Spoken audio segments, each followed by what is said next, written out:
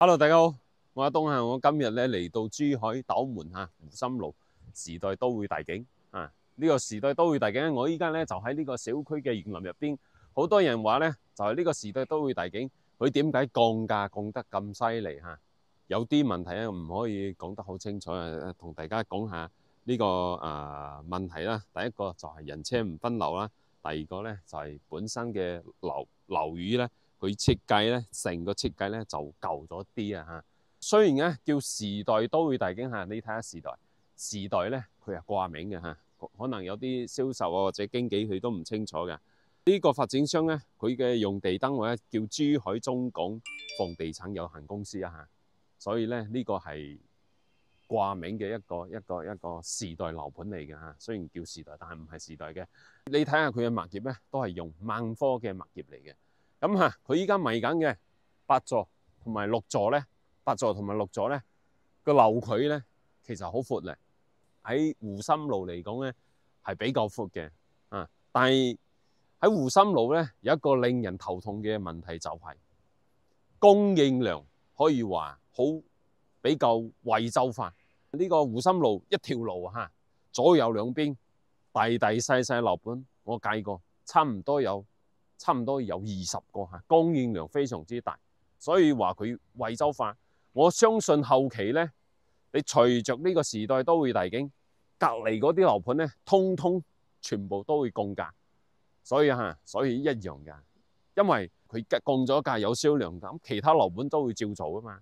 咁其他發展商要生存落去，要活下去啦嘛，係咪啊？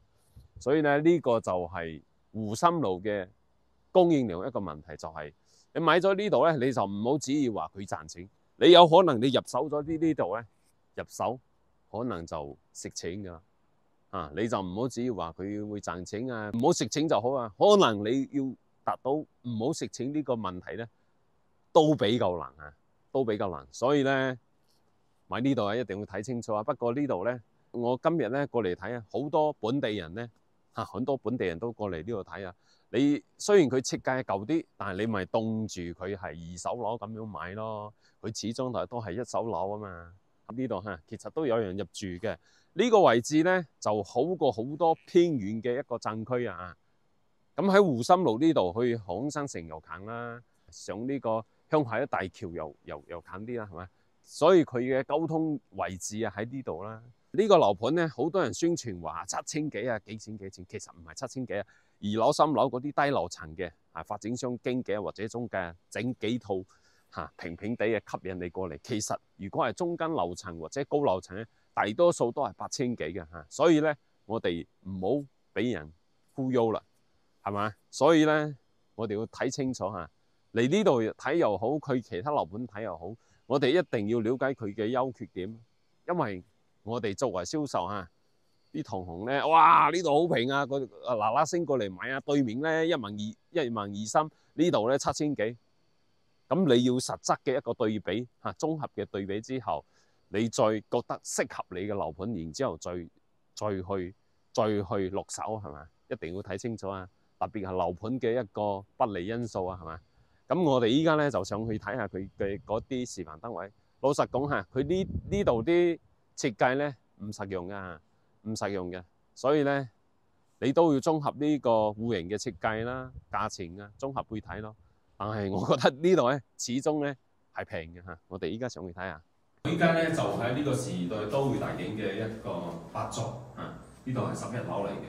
好多人咧去拍佢嘅一個示範單位，等我咧就拍佢以後未來嘅一個交樓標準呢兩個咧佢係105嘅105，然之後2梯4房。一入嚟咧，好似呢個空間其實時代咧，好似中山時代美神都係有個一個入戶花園但係呢啲入戶花園係要計則要計則，唔係送俾你㗎。所以咧都細啲位㗎，所以佢105仲3房入戶玄關櫃啦，有一條好長嘅一個走廊。咁入嚟咧，呢個入嚟咧，我 check 下佢嘅尺寸先3.37大概3.34啦，咁呢度咧，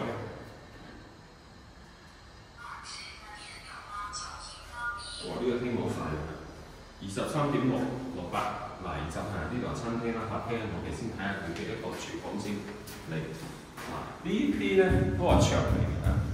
如果係推拉門咧就好啲，如果係牆咧你就壓啲啊。呢度係廚房，呢個 L 字嘅廚可以擺到雙開門嘅櫥櫃啦。然之後呢度咧都會大景咧，你就唔好指意話佢啲景觀好好啊，景觀一般啊。再加上咧時代咧佢時代都會大景咧。呢個盤咧就係普通裝修嚟嘅唔好以為係精裝修，普通裝修因為佢嘅價錢喺呢度，老實講啦，發展商都蝕咗唔少錢啦。依家呢個價錢出係咪？我哋可以想到咧就係，既然發展商呢個價錢出，咁喺質素可能喺後期嘅一個管理都差啲嘅，始終都係一分錢一分貨一分錢一分貨。咁佢設計都差啲啊！你睇下佢露台咧有呢啲牆嘅，呢啲設計咧就舊啲嘅係嘛？嗱，呢啲舊啲啊。不過咧，好似依家賣緊嘅呢一座咧呢一座咧就係睇小區園林景嘅呢個景觀咧係唔錯嘅景觀係唔錯嘅。不過我 check 過呢個方向咧，佢雖然咧好多人話係西南但係佢大多數咧都係向西嘅，所以呢個方向咧呢個方向係有西斜有西斜。不過喺正西呢度咧有兩座可能會幫我哋擋住呢個西勢嗰個問題。再一個咧我哋依家望落去咧，呢個小區嘅屋苑咧佢係冇人車分流嘅記住啊！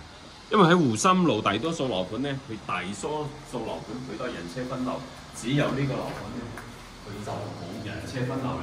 你要買呢個小區你咪雖然佢好舊嘅設計，你咪當佢10幾年嘅設計咯。你睇下你接唔接受到係咪？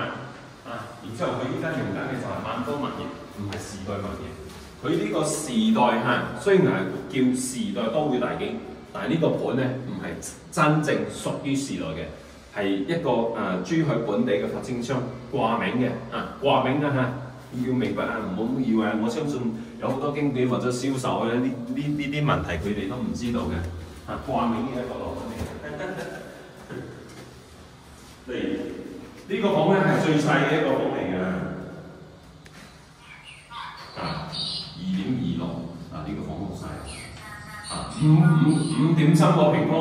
然之後呢度咧採光廁都係暗啲嘅，呢度採光廁係暗啲。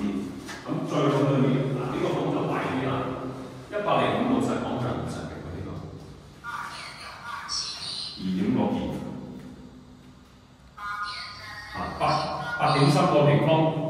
呢度咧望出去咧就係小區園景呢個景觀係唔錯嘅，呢個景觀唔錯嘅。最後一個咧，呢個盤咧有啲人要收平方米，我哋所有嘅平方米通通減免通通所有嘅平方米唔使仲有回佣俾你嘅現場你落定嘅時候即時回佣呢度望出去睇下佢各方面嘅一個視野。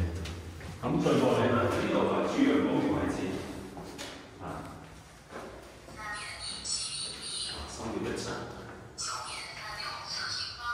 9.3個呢個主人房咧，佢都係西南但係大多數都係偏西嘅，我睇下有冇雙層嘅隔音玻璃先。呢個玻璃係雙層嘅隔音玻璃嚟嘅。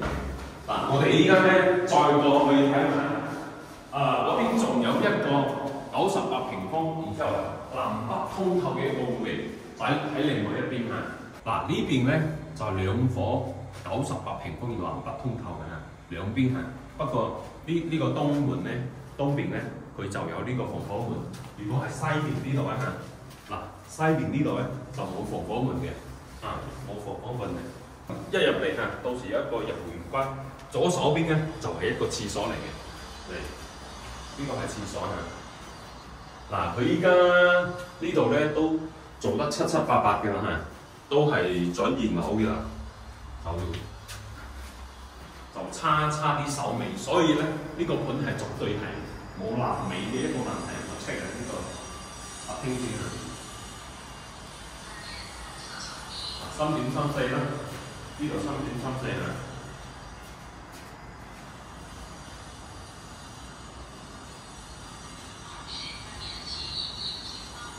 呢個廳咧大概係22個平方，然之後南北通咗一個餐廳啦，嚟再過嚟呢度望下。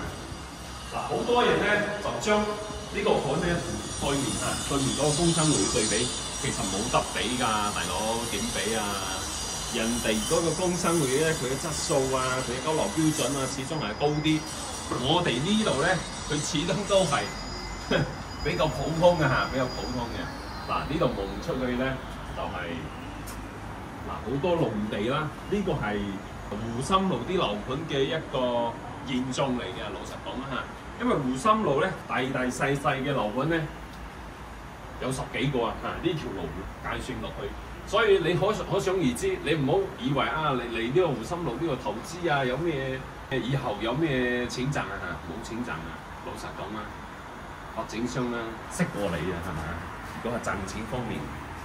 如果有錢賺咧，呢個發展商佢都唔使咁樣買。以前咧一開始嘅時候17000，然之後咧14000幾，最到舊年嘅年底咧9800，依家咧二三樓7000幾，但係依家好嘅樓層咧，例如10幾樓10幾樓8000幾，係人哋有啲銷售經紀宣傳嘅話7000幾唔係所有樓層都係7000幾。如果係高樓層咧，8000幾大佬所以我咧就唔做嗰啲吸引你過嚟嗰啲我哋就唔亂嚟㗎。咁呢度咧係呢個98嘅一個廚房呢個98嘅廚房咧就老實講呢個採光唔好因為對面咧你睇對面咧就擋住咗啦。呢度有樓啦。然之後呢度咧，俾嗰個105嘅嗰個單位擋住咗。咁一出嚟呢邊就係潮雲嗰個露台嚟嘅。不過呢個方向咧，佢係有西斜。有西斜嘅呢個方向係有西斜嘅。呢個就係呢個冇變嘅問題。佢主露台咧就係朝北嘅。呢個就係朝北嘅。不過好在佢南北通透啦。咁入邊呢度有個網。呢啲房都好緊湊2.14，5個平方。你如果擺張1.5米嘅床咧，好窄㗎呢度望出去咧，就望到湖心路。好在佢唔透露好在佢唔透露。呢入邊咧仲有個房，2.26。7.2個平方，呢度咧就係望呢個小區遠景冇人車分流記住因為依家啲設計咧，大多數樓盤咧佢都有人車分流嘅做，只有呢個盤咧我記得只有呢個盤冇人車分流喺湖心路嚟睇，所以咧佢設計好啲所以佢平有平嘅原因但係對於好多人咧，你話你唔想用咁多錢係咪？好啲喎。11個平方，呢個主要冇11個平方，入邊仲有個廁所仲有個廁所。咁佢依家咧就係嗰啲2、3樓咧就係低樓層低樓層咧就7000幾低樓層就7000幾，唔係高樓層中樓層嗰啲，記住一定唔好誤會咗。費事你到時嚟到現場，哇！你以為話7000幾點解冇因為嗰啲低樓層係發展商或者銷售經紀吸引你嚟到現場吸引你過嚟呢個睇樓盤老實講就係呢個意思啦。咁嗰啲中樓層大多數都係8000幾嘅。不過咧，我哋就算係8000幾就算係8000幾，好似呢個98嘅8500。咁都係80幾萬，你越高咧都係2000幾，性價比係幾高嘅。不過你要接受佢後期嘅管理後期冇呢個人車分流呢個盤咧係一個時代嘅掛名嘅一個盤你要接受呢啲就係呢啲問題。咁喺湖心路嚟講咧，當然好平你80幾萬已經可以上車啦。咁我哋依家咧再去睇另外一個面積嘅單位。我依家呢個單位咧就係6座嘅6座嘅133嘅4房咁個係雲廳嘅一個設計。我哋依家睇嘅咧都係佢做得差唔多嘅一個單位唔睇嗰啲示範單位，一入嚟咧有個入門關啦，一樣嘅呢邊一個公共廁所係呢個洗手盆啦，入邊係洗手間啦。嗱呢度咧就係一個房嚟嘅嚇，呢個房係朝北嘅。呢個房朝北嘅，睇我哋嘅工商會呢邊，對面咧就係工商會啦。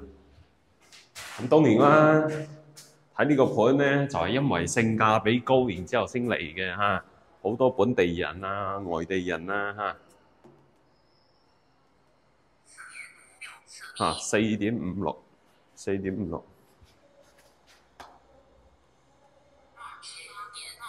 28個平方嚇，餐廳客廳啦。呢個廳咧有啲人中意，有啲人唔中意，因為咧有條走廊咧，佢冇走廊啊，都做喺呢個廳呢度，佢唔會細面積。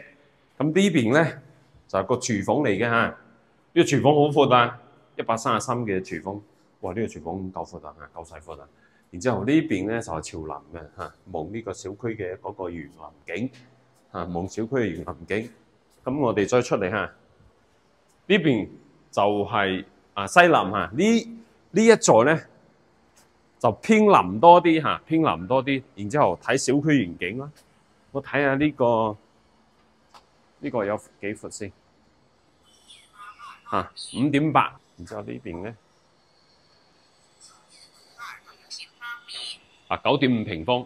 然之後我哋依家喺廳呢度望出去咧，有少少阻住啊。呢邊啲露台咧應該阻咗2米啊。前邊嗰房105嘅景觀咧就要睇呢度。呢個盤出邊咧大多數都係啲荒地嚟嘅，大多數都係啲荒地。你唔好指意佢話以後好快發展係冇嘅嚇。老實講啊，依家政府都冇錢㗎嚇，所以咧依家好似斗門呢啲地方咧，我相信咧唔係政府重點發展嘅一個區域嚟嘅，因為依家喺政府嘅角度嚟睇咧，佢都會用有限嘅資源去投入喺重要嘅地方。斗門呢個湖心路呢個地方係嘛？咁好多大細樓盤10幾個，佢全部都係樓盤嚟嘅。所以咧，我認為呢啲區域咧有啲似惠州範嚇，惠州範呢度都係潮南嘅。望下呢啲景觀所以唔好指意話嚟呢個湖心路呢度投資啊湖心路你唔好指意佢哋嚟投資啊。呢個133咧，佢就有3個房係朝北嘅呢邊係北嚟嘅，所以咧呢個係佢嘅一個問題。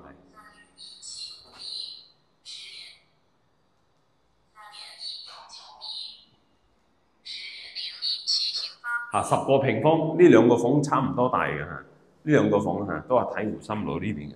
咁當然啦，我哋依家買樓咧就要第一個要買呢個發展商清盤嘅。有誠意出貨嘅，或者低首付送啊，係嘛？你依家嘅發展商其實好難嘅。你如果有呢啲誠意咧，有價錢嘅誠意有態度嘅誠意你就會出到貨。如果你冇誠意就好難出貨所以咧喺呢個時代都會大景，一日都可以賣好多套有啲樓盤咧1個月咧先賣幾套，呢啲盤咧1個月可能都要。按住依家嘅速度咧，可能50-60套唔係問題嚟嘅呢邊咧唯一一個房咧係朝南嘅，就係呢個主人房。咁呢個時代都會大景咧，買呢度咧大多數都係退休養老咁喺呢個位置去到廣州大橋口岸咧，大概係半個鐘。不過咧佢嘅公共交通咧就好似香港直通車咧就遠啲選擇咧就少啲，不過你可以打的㗎你可以打的到廣州大橋，其實都唔貴，都係幾十蚊幾十蚊。你如果人多咧就方便啲。咁喺呢個位置咧，我認為咧就係比好似新鄉嗰啲地方要好過佢哋，因為佢喺珠海城市面貌咧係要好好多嘅。